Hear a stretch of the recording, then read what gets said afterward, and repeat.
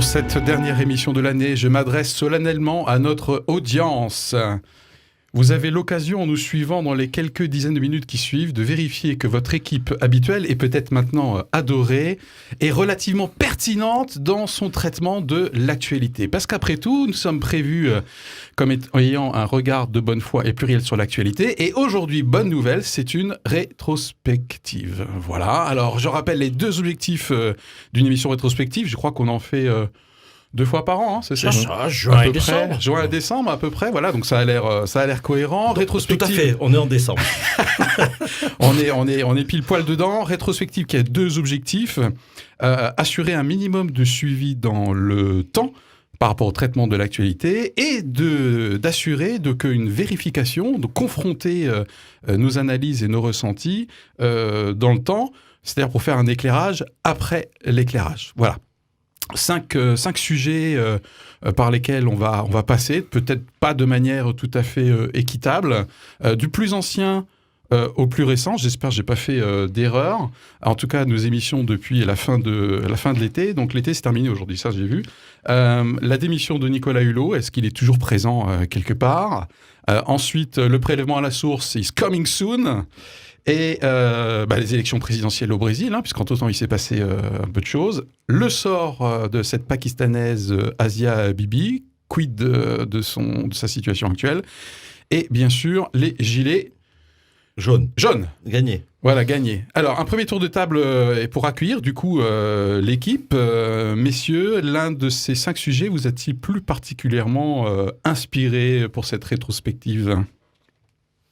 Bonjour Philippe, Marc, bonjour à toutes et tous.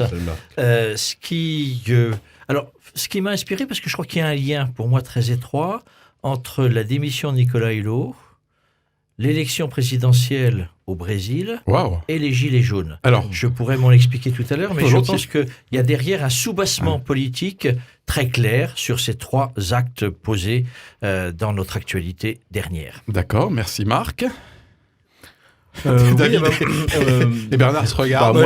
Pas trop longtemps. Moi. L'actualité des Gilets jaunes m'a interpellé parce que c'est vraiment le genre de séquence assez imprévisible finalement. Ouais. Ça se déroule d'une façon qu'on avait du mal à imaginer. On se posait des questions d'essoufflement ou pas d'essoufflement. Voilà, c'est le cours de l'histoire qui se déroule devant nous. Le cours de l'histoire qui se déroule devant nous. Waouh. Bernard. Alors moi j'allais parler du Brésil. Ouais. Voilà, c'est ça qui retient un peu mon attention au regard de ce que le futur président, puisqu'il prend ses fonctions en janvier, ce qu'il est en train de constituer comme équipe autour de lui. Donc c'est là où ça me questionne. Ah, d'accord, super. Je n'en peux plus d'attendre Bernard. Mais pas les autres, si. Merci Philippe. On a le droit d'avoir ses favoris. Je suis désolé. Mais l'essentiel, c'est que ça tourne. Quand même, Philippe.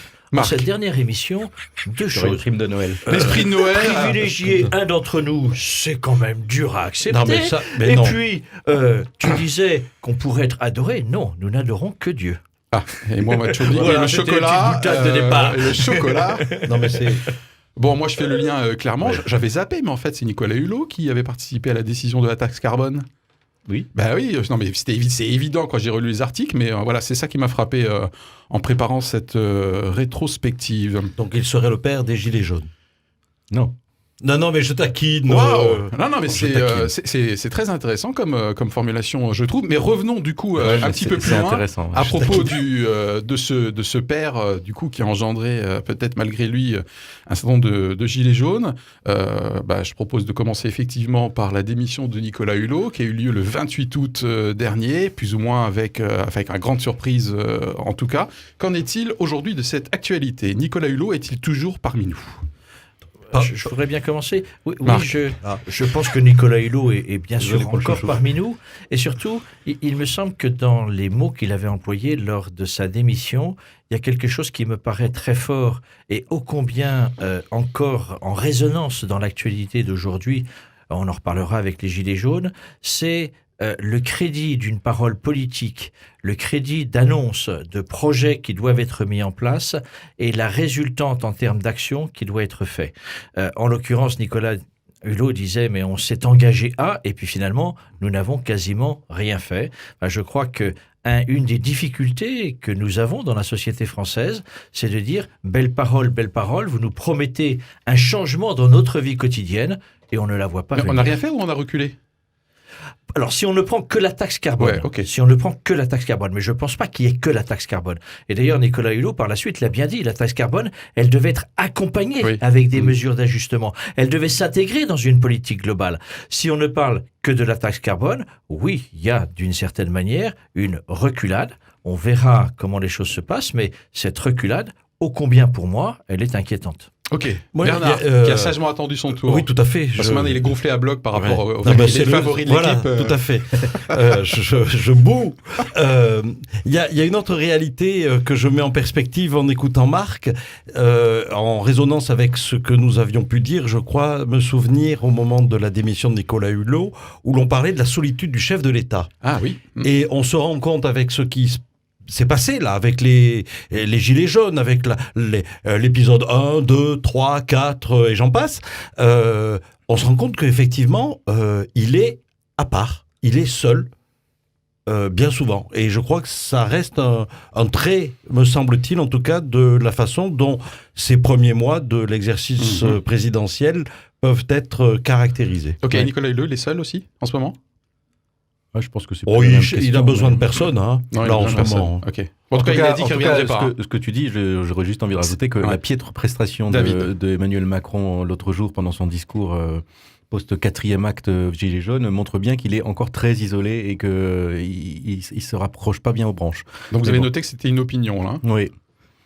Ce qui ne veut pas dire qu'elle a moins de valeur. Oui, c'est mon opinion. Mais je pense qu'elle est assez partagée, j'ai l'impression, en lisant la presse.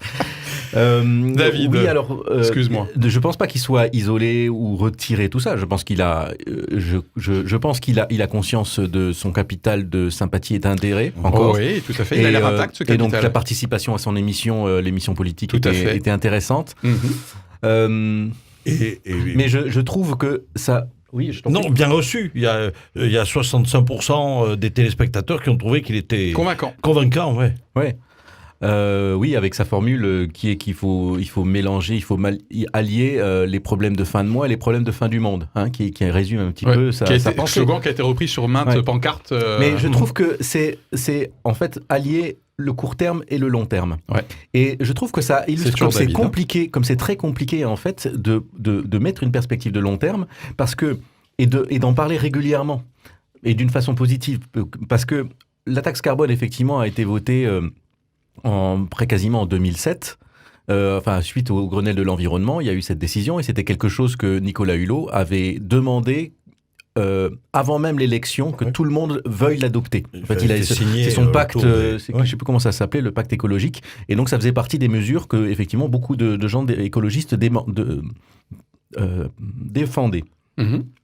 Mais on se rend compte d'une chose, c'est qu'entre le moment où on en discute, le moment où on la met en place, on la fait voter, tout ça, et le moment où elle commence à apparaître dans la fiche de paye ou dans le portefeuille des gens, il se passe un grand moment.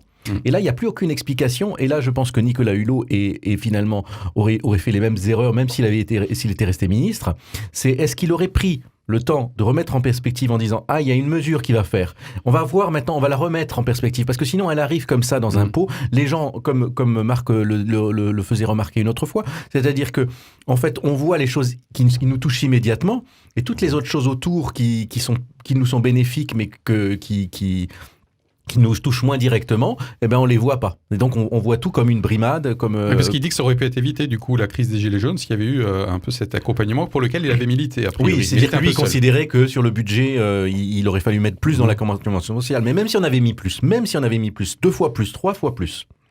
S'il n'y a pas cette explication, de toute façon, c'est mal ressenti. Okay. Et il est possible que Nicolas Hulot ne soit pas aussi imaginatif, parce que de toute façon, c'est pas un magicien. Hein. Donc, je suis pas sûr qu'il soit aussi imaginatif que ça pour savoir comment on annonce et on emmène une population de 60 millions de personnes dans un mouvement, dans une transition écologique. Je pense que ça nous interroge beaucoup. La question, David, me semble-t-il, mais c'est une question politique et sociétale qui moi, a tendance parfois peut-être à m'effrayer un petit peu. Je m'explique.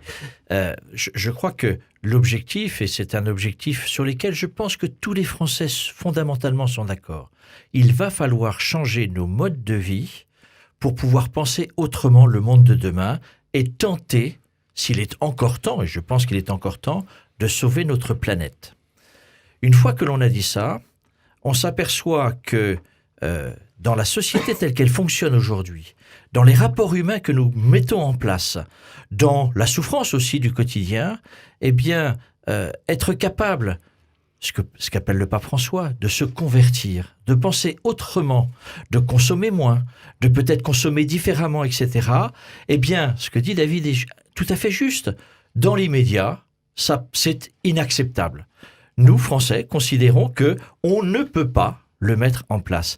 Je trouve que c'est dramatique parce que derrière, alors il est difficile de ne pas faire le lien entre Nicolas Hulot et la campagne des Gilets jaunes actuelle, mais c'est quand même de se dire, est-ce qu'on peut dépasser nos attentes individualistes, c'est quand même fortement remonté, nos besoins personnels avec une perspective collective, et cette perspective-là, est-ce qu'on est capable de pouvoir se mettre autour d'une table pour chercher, tu as tout à fait raison, David, sans doute Nicolas Hulot, pas plus que beaucoup d'autres, n'avait de recette miracle pour pouvoir y vivre.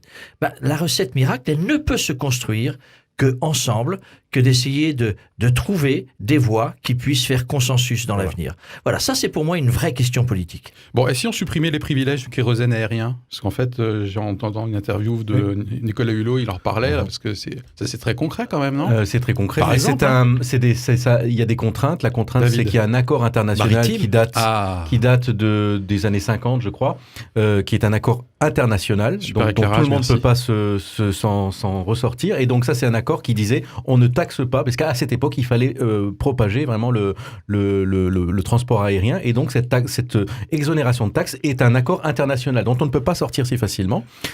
L'Union européenne milite pour qu'on rajoute des taxes là-dessus, mais n'a pour l'instant pas gagné. Ok, parce que ça crache vachement de bagnoles, ça, hein, l'équivalent de bagnole, non ? Bon, c'est moins dangereux, c'est moins polluant en tout cas que le gasoil de bateaux. Les bateaux aussi, c'est pareil. Mais c'est 2% des émissions à effet de serre, le transport aérien. Ouais, parce qu'il y a quelques posts sur Facebook parfois justement sur l'équivalent des bateaux. En fait, en l'occurrence, c'est pas le transport aérien sur les bateaux. Mais c'est pour le soufre. Les énormes cargos qui. Voilà. C'est la. Bon, juste un petit. Alors je finis quand même pour que ce soit. Si tu lances une information comme ça, c'est que donc il y a cet accord international. L'Union européenne a essayé de rajouter la taxe, elle n'y a pas réussi. Donc la seule façon de faire, c'est de le mettre sur du national. Du national. Sur le trafic national, on peut le faire. D'accord. Simplement, si on le fait pas au niveau européen, sur tous les pays européens, il suffit qu'ils fassent le plein dans le pays à côté et on a une distorsion. Donc on voit que c'est pas si facile que ça. C'est comme la Hollande l'a mise en œuvre. La Hollande l'a mise en œuvre. C'est comme quand tu traverses le pont pour aller faire le plein de gasoil ou d'autres produits alcoolisés ou que tu peux vaporiser, tabagiques. Voilà. Que des produits super bons pour la santé. Sinon, j'ai vu une phrase quand même qui me semble super simple dans l'une des interviews, c'est qu'à un moment donné, si on peut diminuer notre besoin de déplacement, tout simplement. Diminuer notre besoin de déplacement. Bon, alors moi, je suis un contre-exemple, peut-être parce que je suis indépendant, je travaille à domicile, j'ai un niveau de déplacement lié à ce côté télétravail qui est très, très, très, très faible. Mais si on peut diminuer le besoin de déplacement, c'est une vraie... Et en campagne, puisque c'est là que c'est le problème le plus compliqué, il y a quand même des solutions de covoiturage assez intéressantes qui se font. Il faut quand même se dire qu'on est une période où tout le monde a Internet dans la main. Et donc c'est beaucoup plus facile de s'arranger. Et il y a des systèmes comme ça, il y a même des projets pour que des trains puissent être démarrés à la demande quand il y a plusieurs personnes, c'est-à-dire qu'il y a une sorte de covoiturage par train. Par la pensée bientôt aussi. C'est quasiment ça, je veux dire, avec un téléphone, c'est quasiment par la pensée. Non, mais c'est vrai. Ok. Quand tu dis les questions de déplacement, c'est bien sûr les questions de déplacement dans notre vie quotidienne, mais on prenait l'exemple de l'avion et des plus croisières. Particulièrement, pas tellement des croisières, mais de tout le transport maritime. Je ne divulgue pas à l'antenne. En tant que tel, la question, c'est de dire d'où vient ce que nous consommons. Est-ce qu'on peut penser, pour répondre à nos besoins, des productions de proximité qui permettent demain de pouvoir fortement réduire toute une gamme de déplacements. Les questions, elles sont fondamentales là. Est-ce qu'on ne peut pas imaginer de repenser notre agriculture pour que ça réponde aux besoins locaux ? plutôt que d'aller chercher en plein hiver les mangues venant d'Amérique latine, les tels produits... Les fraises. Enfin, quand on voit le nombre de produits, ne serait-ce qu'alimentaires, Bon, les mangues, ça va qui être viennent difficile de en hiver Chine. pousser Non, mais ici. pourquoi ça doit venir de Chine? Ouais. Voilà, cette question-là, c'est pour ça que je mettais en avant, est-ce qu'on peut, et là c'est toutes les échelles du fonctionnement de notre société, est-ce qu'on peut penser une autre manière, sans doute plus raisonnable, de pouvoir vivre au quotidien? Un excellent exemple, libre cueillette des fruits et légumes. Parce que je connaissais libre cueillette des fruits ici sur place, mais aussi libre cueillette légumes. Il y a une grande exploitation à Versailles, par exemple. Il y a un responsable d'une structure d'accompagnement des personnes en difficulté qui me disait qu'ils sont en train de réfléchir à la mise en place pour les 2 années qui viennent d'une mission exploratoire un peu pour remplacer les produits qu'ils distribuent à des gens nécessiteux qui sont pas bons, qui viennent de l'autre bout du monde, qui ont été cultivés en Roumanie, transformés en Tchéquie et puis qui reviennent en passant par le Cap Horn, par des produits locaux. Ça aussi. Et de meilleure qualité, du coup, aussi. Ok. Voilà, donc d'accord. Il y a d'autres façons. En tout cas, Nicolas Hulot semble à la fois faire peur dans ses prises de parole aux équipes en place et en même temps dit qu'il continue à être relationnellement assez proche du président et du Premier ministre, au niveau relationnel. Je trouve que ça illustre quand même quelque chose qui a été raté et pourtant son ministère était quand même important, était un des premiers ministères du gouvernement. C'était quand même cette sorte de chambre du temps long, puisqu'il voulait même qu'on crée une chambre supplémentaire qui analyse toutes les lois à la lumière des besoins de long terme. Une chambre, tu veux dire, en plus de l'Assemblée nationale et du Sénat, d'accord. C'est inventé quelque chose comme ça. Et juste là-dessus, moi je trouve que n'importe quelle intervention politique, n'importe quelle annonce d'une mesure devrait se faire avec ces 2 objectifs-là, c'est-à-dire un objectif économique, un objectif écologique. Et qu'à chaque fois, on rappelle toute la démarche. Et je trouve que plutôt que de faire des discours compassés sous un mauvais éclairage, il ferait mieux de se mettre sans jeu de mots. Emmanuel Macron devant un PowerPoint ou devant un tableau et puis qui raconte un petit peu quelle est sa vision plutôt que d'entendre ces homélies. Avant qu'on passe à un autre sujet, je trouve que la démission de Nicolas Hulot, elle est aussi très significative et représentative de l'état de la situation de la responsabilité des personnes politiques. Je m'explique. On est à maintenant un peu moins d'1 an et demi des élections municipales. On voit le nombre de maires ou d'élus en désarroi complet, qui arrêtent, qui disent on n'en peut plus, qui disent on ne sait plus comment fonctionner, on a des projets et à chaque fois on est attaqué, etc. Il me semble que ce que mettait aussi en avant Nicolas Hulot, c'est qu'on a la volonté de pouvoir s'engager dans la politique pour changer la société, pour changer le monde. Et on s'aperçoit, au-delà même du président de la République, au-delà même du gouvernement, etc., qu'il est excessivement difficile de pouvoir changer les choses. Et du coup, c'est de se dire, mais quelle place on a ? On a été élu en disant, on va pouvoir modifier avec vous, avec des idées nouvelles, etc., et puis, force est de constater qu'on ne modifie rien du tout. C'est vrai que, pour moi, c'est vraiment une question, je suis élu, c'est une question que je me pose très régulièrement, c'est jusqu'où est-on en capacité, en tant qu'élu, de pouvoir assumer, vivre notre responsabilité et transformer le monde tel qu'on le désirerait.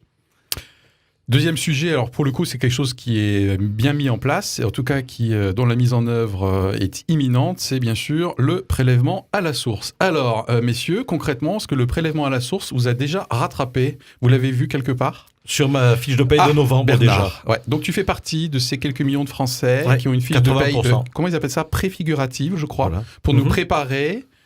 Donc toi, tu as eu je fais mieux. J'ai même eu, moi, déjà une première alerte et une préfiguration au mois d'octobre. Et une confirmation très claire au mois de... C'est le haut revenu, les premiers déciles. Non, parce que là, c'est sur un tout petit revenu. Parmi d'autres. Donc, très bien. Voilà. Mais ça y est, c'est mis en place, je veux dire. Ça y est, oui, tout à fait. Ouais. Bon, a priori, j'en ai parlé avec mes collègues, il y en a qui ont vu 0. D'accord. Parce qu'ils n'avaient pas donné de taux, machin. Donc en tout cas, il y a un vrai souci d'information. Moi, je reçois des newsletters de impôts.gouv.fr spécifiques aussi à mon statut d'indépendant, qui sont, je trouve, bien fichus, qui essaient vraiment de me rassurer, de dire voilà ce qui va se passer, monsieur Schwab, qui tiennent compte déjà de ce que j'ai demandé comme taux, comme quoi j'avais opté pour un prélèvement trimestriel. En fait, je me sens relativement encadré en termes d'information. Hein. Oui, j'entendais d'ailleurs même pas plus tard qu'en venant, une publicité, une information concernant les impôts et les dons, le fait des 60%, tout ce qu'on avait expliqué. C'est une question qui reste ouverte si jamais tu as une réponse. Les dons aux œuvres feraient partie de cet acompte des 60% et pas juste emploi à domicile, et etc. pas seulement. Et pas seulement. Oui, d'ailleurs j'ai appris que les emplois à domicile étaient aussi ajoutés. Donc les deux sont ajoutés. Enfin, c'est ce que disait la publicité il y a tout à l'heure. Donc, en tout cas, c'était pour témoigner du fait qu'il y a un effort d'information, parce qu'effectivement, il y a quand même l'enjeu de savoir que toutes les associations doivent toucher leur don de Noël. Exactement, tout à fait. Parce que justement, on discutait de l'impact potentiel des dons. Alors, je ne sais pas si c'est un lien avec ça ou avec la conjoncture anxiogène, mais le Téléthon, ça a été vachement moins, par exemple. Il y a un nombre d'associations qui disent nous, on est en baisse. Hein. Et d'ailleurs, pour faire un lien avec le sujet des Gilets jaunes de tout à l'heure, la réforme de l'impôt sur la fortune a, semble-t-il, aussi eu un impact sur les dons aux œuvres. Alors, sur le mécénat en particulier et sur effectivement les gros donateurs, l'impact est très très fort. La diminution pose véritablement question à bon nombre d'associations. Comment ils vont réussir entre le budget prévisionnel et donc les recettes envisagées au moment de la construction de ce budget et le réel, et de fait les modifications fiscales, la disparition de l'ISF, remplacé en partie par l'IFI. Oui, mais du coup c'est pas sur les mêmes bases, et du coup il y a un côté un peu illisible, et c'est la même chose que pour les dons. Très clairement, les dons sont nettement moindres et le seront certainement sur cette dernière période d'année, même avec l'information qui en est faite. Ça risque d'être difficile. Je pense que les choses reprendront leur cours dans la normalité sur 2019. Le mois de janvier, février, on va s'habituer, on va être un peu surpris. Tiens, qu'est-ce qui m'a été prélevé là ? Ah, mais pourquoi je gagne moins ? Et puis, on va s'y habituer. Et puis, on va voir aussi que, je gagne moins, mais en même temps, je n'ai pas à payer ma mensualité d'impôt, etc. J'ai juste envie de dire que une des choses qui est communément communiquée concernant les dons, c'est de dire faites au moins autant que l'année dernière. Ok, très bien. Nous sommes dans une émission rétrospective. On vient de passer en revue la démission de Nicolas Hulot et bien sûr son actualité par rapport à ce qui se passe en ce moment, le prélèvement à la source et après une pause, les 3 autres sujets annoncés tout à l'heure. Éclairage, éclairage, éclairage. Sur une tendance de société, sur une actualité, un débat pluriel et surtout, de bonne foi.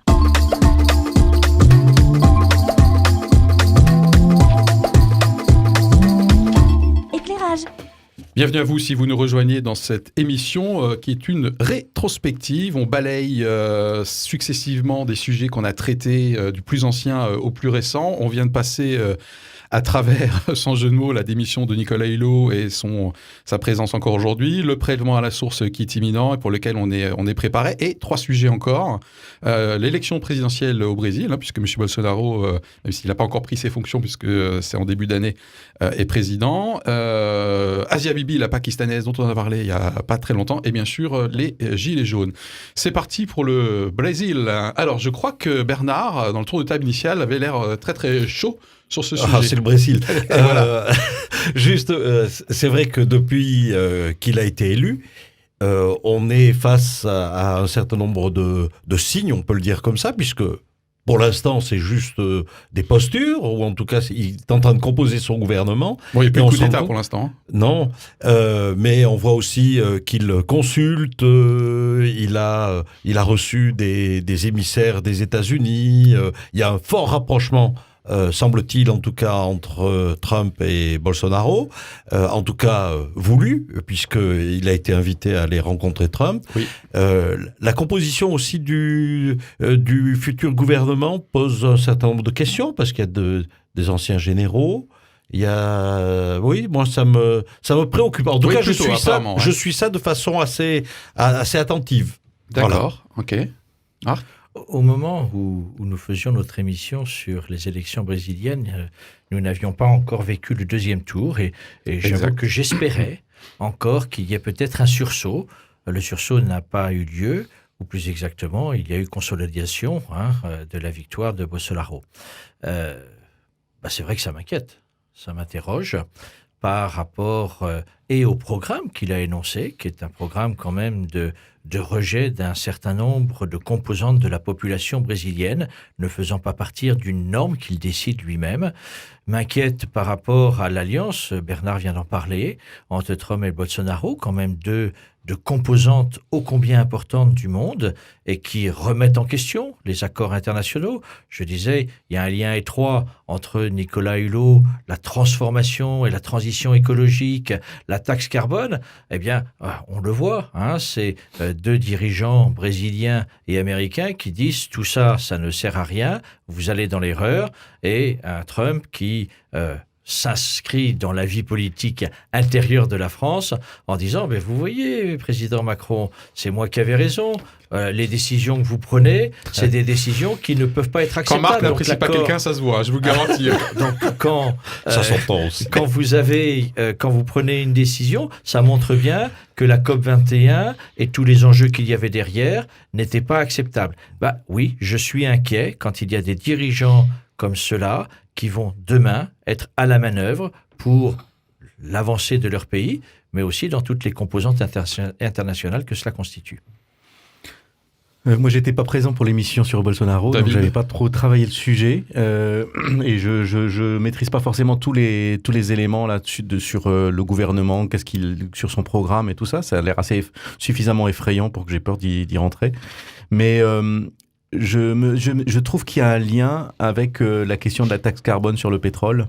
C'est qu'on a une grande dépendance alimentaire sur le Brésil.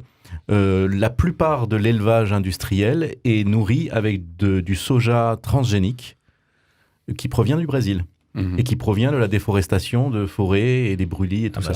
Et nous avons une dépendance à ça, donc une dépendance toxique, une dépendance délétère pour la planète, et dont nous ne savons pas comment nous défaire en maintenant un élevage industriel de cette façon-là. Et je trouve qu'il y a une convergence dans notre transition, notre conversion écologique, à savoir d'être beaucoup moins dépendant du pétrole et d'être beaucoup moins dépendant de l'élevage industriel avec toutes ces conséquences secondaires. Je veux dire, en mangeant de la viande industrielle, nous faisons élire un Bolsonaro de la même façon qu'en continuant à consommer du pétrole. Je vais couper ça après au montage, c'est pas possible. Et de la même façon que... Et de la même façon qu'en achetant du pétrole, nous continuons à donner de l'argent à des Saoudiens qui financent l'islam radical dans le monde entier. Alors c'est le moment des punchlines de David de l'émission. Je trouve qu'il est tout à fait en phase avec ce que disait Marc tout à l'heure par rapport à l'alimentation, les circuits courts. Pourquoi nourrir nos bêtes avec du soja qui vient du Brésil ? Ok, mais ça augmente encore notre culpabilité. Non, mais c'est pas ça. Je veux dire que c'est un effet, on le voit maintenant, ça aussi, c'est des effets visibles. Ça, c'est des effets visibles. Il y a d'un côté le fait que de dépendre d'importation et le dépendre de la prédation de la terre a fait apparaître à un moment donné des monstres. Que ce soit des monstres populistes dans le monde entier comme un Trump, comme un Bolsonaro, ou des monstres idéologiques ou des monstres anti-société comme l'islam radical qu'on soutient d'une certaine façon quand on achète du pétrole. Ok, alors justement, je vais saisir parce que... Bernard ? Non. Ça va. Ok, on parlait d'islamisme. Asia Bibi, qu'est-ce que ça donne là concrètement ? Juste avant Philippe quand même, parce que ça sera aussi un regard avec les Gilets jaunes. C'est quand même de se dire que pour cette société brésilienne en crise, qui a eu des espoirs énormes sur un gouvernement populaire, un gouvernement de gauche, qui a été totalement corrompu, et une population qui s'est dit, là une nouvelle fois, oui, il y a eu des transformations au Brésil, elles sont indéniables. Et en même temps, ces dirigeants qui se voulaient exemplaires, ils ont été parmi les plus corrompus. Ça, c'est quelque chose qu'on ne peut plus accepter. Et derrière, c'est la montée de ce qu'on appelle un peu simplement sans doute le populisme, mais c'est de dire ras-le-bol de ces classes politiques, et donc autant essayer des personnalités politiques qui disent on va faire table rase de tout ça, on va apporter une nouvelle manière un peu plus propre. Dégagisme. Mais que d'inquiétude par rapport à cela. Ouais. Et j'espère que nous serons, dans notre acte et dans notre histoire républicaine, résister par rapport à ça, parce que c'est une vraie inquiétude pour nous. Alors j'ai quand même des doutes, moi, sur la... En fait, non, il y a quelque part, en tant que chrétien, j'imagine que si demain, par exemple, c'est un gilet jaune qui devient président de la République, qui devient Premier ministre, il aura exactement les mêmes tentations, les mêmes fragilités que celles que moi j'aurais si j'étais élu. Alors peut-être qu'il ne sera pas dans l'outrance. Exactement. Donc à mon avis, et là c'est le chrétien qui parle, c'est une conviction profondément racinée, le cœur de l'homme a besoin d'être révolutionné, d'être converti. J'ai beaucoup aimé l'expression tout à l'heure, puisque conversion veut dire d'un demi-tour. 180 degrés. Exactement, c'est une révolution. Voilà, donc moi je crois beaucoup à un moment donné à l'impact dans les cœurs. Asia Bibi, qu'est-ce qui se passe? En faisant quand même en sorte, je m'excuse Philippe, on parlera d'Asia, je te rassure. On avait bien mis en avant, par rapport au Brésil, tout l'impact des églises, de certaines églises évangéliques. Et de ce poids de dire, il faut que l'on retrouve, au nom de Dieu, une manière de vivre plus probante, où ceux qui ne pensent pas comme nous n'ont pas obligatoirement leur place, parce que la manière dont Dieu voit le monde, il faut qu'on fonctionne comme ça. Eh bien, je me dis, là aussi, dans notre France républicaine, que nous soyons à même, bien évidemment, de nous inviter à la conversion, et à une conversion profonde, mais en même temps qu'on soit laïque. C'est-à-dire que nous ne mêlions pas Dieu à des enjeux de pouvoir politique, parce que je crois que ça n'est pas sa place. Le message biblique n'est pas théocratique, clairement. En tout cas, tel que moi je le comprends. Dieu n'est pas venu amener la révolution sur Terre, ni quand il était présent pour ceux qui y croient physiquement à travers son Fils Jésus, ni aujourd'hui. En revanche, une révolution dans les cœurs, avec du coup après toutes les conséquences que ça va avoir en termes de comportement, sans doute. Asia Bibi, on peut. Ça y est, on y vient. Yes, 38 minutes. Ouais, Asia Bibi, le dossier est encore... Désolé, c'est pas un dossier, mais enfin, est-ce que c'est encore ouvert? Qu'est-ce qui se passe? Alors, David. Elle n'a pas trouvé son havre de paix encore. Elle ne sait pas encore dans quel pays elle ira. Je pense qu'il y a pas mal de discussions au niveau européen. Le Canada est sur aussi les rangs, peut-être. L'Angleterre, l'Angleterre, non, toujours pas. Salman Rushdie. Ce que j'entendais, c'est qu'elle était... Intéressant, tu peux revenir là-dessus? Pardon, excuse-moi, David. Non, je te le prie, vas-y. On est sur les pays qui sont susceptibles d'accueillir Asia Bibi et sa famille. Et l'Angleterre, il y a un petit éclairage. L'Angleterre a dit non. On n'a pas envie de se retrouver dans une configuration comme à l'époque avec Salman Rushdie. Un deuxième Salman Rushdie qui coûte des millions pour sa protection. Voilà. Donc, je ne suis pas sûr que ce soit la question des millions qui l'ait fait hésiter, mais plutôt le fait qu'il y a une population sur place et que, peut-être à Londres, il y a une grande population pakistanaise. Donc, d'un certain côté, effectivement, ça nécessiterait plus de moyens de protection que dans un endroit où la population est différente. C'est peut-être ça. Ouais, je serais un peu plus tranché, comme d'habitude, entre David et moi. Entre-temps, je pense que sa situation est encore très très difficile, parce que je pense que même le fait de se nourrir est compliqué. Elle est au secret, protégée par les autorités à Islamabad. Son avocat, qui a eu une super interview d'ailleurs, et il est toujours aux Pays-Bas contre son gré. Il est pris en charge par une ONG dont l'objet est de défendre les chrétiens, la HVC, que je ne connaissais pas. Donc elle est toujours bloquée en fait. Et sa famille aussi, toujours en danger. Et je dirais, on vient de célébrer le 10 décembre dernier le 70e anniversaire de la Déclaration universelle des droits de l'homme. Eh bien, on voit encore tout le chemin, tout le chantier pour que cette déclaration, qui a été signée par tous les pays, puisse véritablement être appliquée au cœur même des responsables politiques qui l'ont signé. À propos de responsables politiques, en réactualisant du coup ce sujet, j'ai trouvé intéressant quand même les décisions qu'ont prises les autorités pakistanaises, puisqu'ils ont arrêté plusieurs membres du parti TLP. Ne me demandez pas de le dire en pakistanais, mais en tout cas c'est le parti qui aujourd'hui fait des manifestations et qui réclame la tête au sens propre.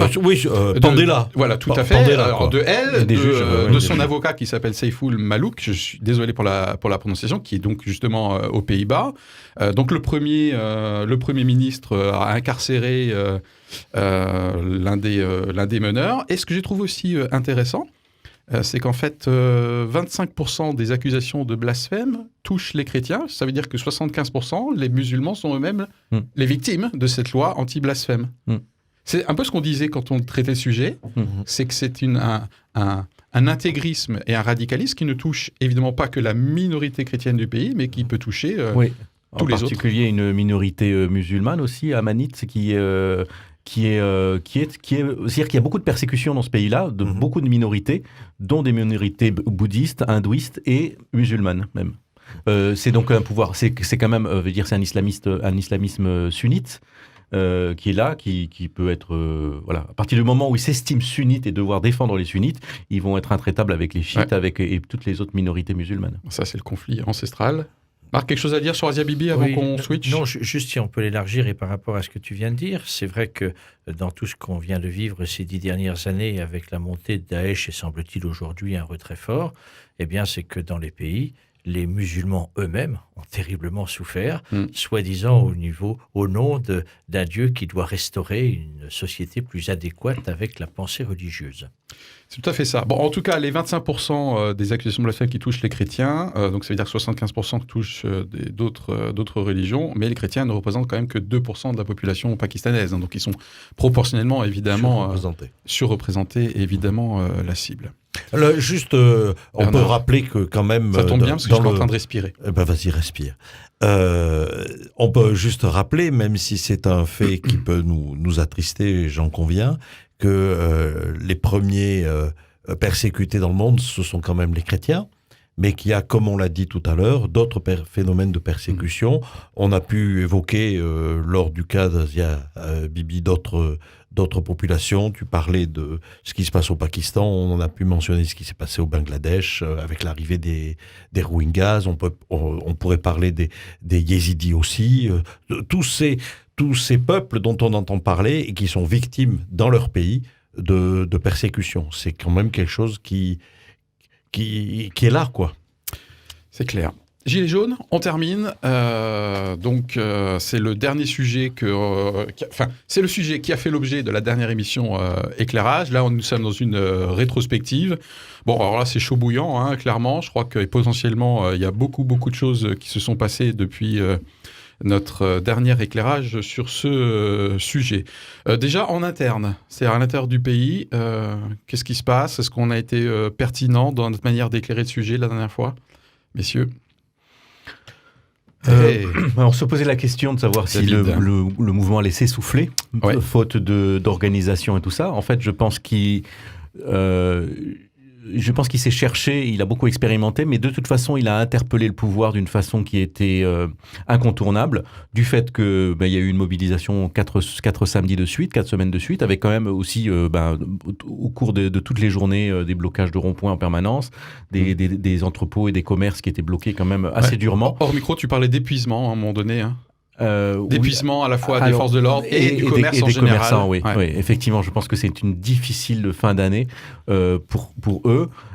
Et je pense que eux se prennent les taxes en même temps que les trucs. Bon, voilà, ça c'est la dureté d'un combat ou d'une grève. Hein. Je pense que c'était, enfin voilà, quand il y avait la grève de la SNCF, c'était pareil aussi. Juste dire.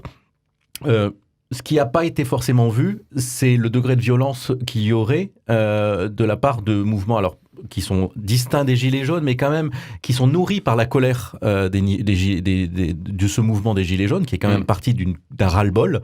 Et donc, ce ras-le-bol aspire une colère plus forte encore, jusqu'à amener des gens qui sont là vraiment pour casser, pour piller, bon ça, des opportunistes, il y en a toujours, mais aussi pour créer un climat insurrectionnel. Et là, on voit même sur les réseaux sociaux vraiment des choses qui tendent à essayer de justifier le fait qu'il faut faire une insurrection, qu'il faut renverser le pouvoir. Et là, ça, c'est très inquiétant. Et je pense que ça a dépassé même les Gilets jaunes. Et je crois que tout le monde s'est dit, là, il faut qu'on arrête, il faut que les gens rentrent chez eux. Quand je vois les lycéens, voilà. Enfin, mon fils me raconte là un peu. Hein, ouais. Oui, mais là, il y a... Bon, c'est de la violence qui sort, c'est des bourgeonnements comme ça de violence un petit peu partout qui se désinhibent. Mais au-delà de ça, parce que je ne pense pas que les lycéens soient vraiment dans une volonté insurrectionnelle, mais au-delà de ça, il y a un mouvement organisé, enfin assez organisé, pour essayer de créer une insurrection, de provoquer des élections et tout ça. Donc il y a antidémocratique. Même pas 5 minutes alors, on parle des Gilets jaunes, mais je ne sais pas si vous avez entendu parler des foulards rouges. C'est la mobilisation des gens qui trouvent que ça commence à bien faire, les Gilets jaunes. Et on commence à avoir, alors on n'y est pas encore, mais quand on lit un certain nombre d'articles, qu'on réfléchit et qu'on regarde un petit peu tout ça, en mai 68, il y a des gens qui ont marché pour soutenir le général de Gaulle. Tout à fait. Là, aujourd'hui, il y a des gens qui commencent à arborer un foulard rouge pour dire stop. C'est une question, est-ce que Macron a des soutiens aujourd'hui? Alors, pas forcément en tant que personne, mais en tant que même rôle dans sa fonction. Je veux dire, est-ce qu'à un moment donné, il peut se passer que tout le monde arrête de cracher dans la soupe et de rajouter de l'huile sur le feu le cas échéant et qu'il puisse y avoir des soutiens? C'est envisageable, ça, Marc? Je crois de toute façon qu'il garde encore de nombreux soutiens, quoi qu'on en pense. Okay. Ce que je voulais mettre en avant, c'est 2 points. 1, le jeu médiatique. On disait lors de notre émission la dernière fois l'impact d'un mouvement porté par les réseaux sociaux, avec tout ce que cela implique comme désorganisation d'une certaine manière, comme individualisme et comme incapacité de pouvoir faire porter des porte-paroles, donc une organisation qui puisse rentrer en dialogue. Ça m'a interrogé, mais derrière cela, c'est aussi de se dire le nombre de gilets jaunes, et c'est pas de dénigrer ce mouvement. Proportionnellement, c'est quand même un nombre très modeste. Quand ces derniers temps, ces 2 derniers week-ends, on est tout juste à un peu plus de 100 000 personnes à travers l'ensemble de la France qui se mobilisent, toute proportion gardée, qu'est-ce que ça veut dire? Ce que je mets en avant, c'est que par contre, il y a une mobilisation extraordinaire des médias qui suivent tout, qui bien sûr vont mettre l'impact sur les violences insurrectionnelles qu'il y a et qui sont l'image que la France a donnée de ce qui traverse notre pays aujourd'hui. Moi, ça m'interroge. Quelle est la réalité de ce que les médias, de ce que nous faisons aussi dans notre métier, renvoient d'une réalité? Et c'était le 2e point, c'est de dire, mais comment on sort de crise de ce type-là? Tout le monde appelle au dialogue, et je crois qu'il est sain d'appeler au dialogue, mais qu'il va falloir s'arrêter, sortir de là, pour non pas dire il y a un gagnant et il y a un perdant, mais mettons-nous autour d'une table, réfléchissons, c'est ce que le président Macron a invité à faire, réfléchissons ensemble pour trouver des solutions, car les solutions, on les trouvera ensemble. Juste en écho à ce que vient de dire Marc, si je peux très brièvement, le Conseil supérieur de l'audiovisuel a d'ailleurs alerté les médias dans le traitement qu'ils pouvaient faire de cette actualité chaude, en leur disant arrêtez de donner la parole à n'importe qui et à tout le monde, y compris à des gens qui viennent pour appeler à des violences. C'est vrai, quand vous interviewez quelqu'un en direct, la personne peut partir dans tous les sens. C'est la première chose. La deuxième chose, Marc parlait des réseaux sociaux qui peuvent amplifier un certain nombre de choses. Il vient de parler de concertation, de dialogue. Il y a une vidéo qui a circulé sur les réseaux sociaux où on voyait des forces de l'ordre enlever leur casque face à des gilets jaunes. Certains ont interprété ça en disant « vous voyez, ils sont de notre côté ». Ça, c'était une partie des réseaux sociaux. L'autre partie des réseaux sociaux, avec la même vidéo, disait « Nous sommes là face à une situation de dialogue et de concertation. Après avoir discuté, les gilets jaunes ont dit « Si vous enlevez vos casques, nous, on se barre. On se disperse. » Et c'est ce qui s'est passé. Incroyable. Donc, attention. Moi, j'encourage vraiment nos auditeurs, ceux qui nous regardent, à multiplier les sources d'informations avec celles qu'on a. C'est une vraie question. Personnellement, moi, je me balade de l'Humanité à Libération. Je lis Valeurs Actuelles aussi. Je lis beaucoup Le Monde, toujours en ligne, pour essayer au moins d'avoir un tout petit peu de croisement de l'information. Quoi. Pitié. Moi, je me dis souvent, David, je vois des partages sur Facebook qui sont faits pour partager une émotion plus qu'une information. C'est-à-dire qu'en fait, on partage quelque chose dont on n'a pas besoin de vérifier l'authenticité, puisqu'en fait, il porte notre émotion. Mais c'est très problématique parce que ça donne du crédit à des informations qui peuvent être fausses et donc qui donnent un brouillard complet après dans notre analyse. Je voulais juste dire... zut, j'ai raté le morceau. C'est ma faute parce que en même temps j'ai... David et l'inspiration... Oui, voilà, ce que je voulais dire, c'est que moi aussi ça m'a agacé un petit peu avec mon esprit critique, analytique, machin, de voir des gens défiler comme ça avec leurs gilets jaunes et dire parfois des brèves de comptoir, quoi. Ça m'a agacé et j'avais plus envie de regarder. Et puis tout d'un coup, je me suis dit, mais quand même, en fait, ces gens-là n'ont jamais l'occasion de parler à la télé. Donc, on n'est pas obligé de c'est intéressant le recul. On n'est pas obligé de les interpeller comme des experts de la situation politique. On peut les laisser parler. On n'a pas besoin d'en faire une parole d'évangile comme certains journalistes ont l'impression de devoir tirer comme ça un représentant des gilets jaunes qui porte des... Non, Et simplement, c'est l'occasion de laisser parler des gens, laisser parler leur colère et que ça remonte. Puisque visiblement, le gouvernement a des petits problèmes de communication pour vraiment sentir ça. C'est et évident. je trouve que les derniers discours de Macron montrent qu'il y a encore beaucoup de chemin à faire. Donc laissons-les parler, faisons des bêtises. Allons loin je veux dire, laissons les choses se faire et n'essayons pas de les bloquer. C'est ce que j'essaie de me dire à moi-même. Hein. Parce que j'aurais envie de dire, bon allez, on essaye de remettre des gens qui analysent et tout ça. Non, on a trop de gens qui analysent et pas assez de gens qui partagent et qui témoignent. Je propose un dernier tour de table. Comment vous voyez votre degré d'espérance là, par rapport à ce qui l'actualité récente, à l'intervention de M. Macron? Il y a eu des annonces précises et des chantiers, y compris de consultation, etc., de proximité avec le terrain. Dernier tour de table sur votre degré d'espérance là, pour le début d'année qui s'annonce. Eh bien, moi, mon degré d'espérance, c'est ce que nous allons vivre dans quelques jours, c'est Noël. C'est la venue de celui qui est justement le cœur d'une espérance, une lumière dans nos vies. Et je crois que dans un monde aussi difficile, je ne peux pas passer sous silence la tragédie que traverse notre capitale de l'Europe qu'est Strasbourg. Eh bien, essayons de trouver, avec une trêve de paix, essayons de trouver dans cet enfant, au milieu des plus pauvres, l'espérance et la lumière de notre vie demain. On est sur un tour de table. Un tour de table, oui. Alors, après ce que vient de dire Marc, auquel je souscris amplement avec tout ce que ça peut vouloir dire, de décalage par rapport justement à cette actualité, j'ai envie de baser mon espérance sur la capacité aussi que peuvent avoir des gens qui ont des convictions fortes, y compris chrétiennes, de diffuser autre chose dans la société par leur attitude, leur comportement. On parlait de ces responsables politiques qui pourraient prendre le pouvoir ou être au pouvoir et qui pourraient être interpellés par des situations où ils pourraient prendre pour eux. Voilà. Ok. David ?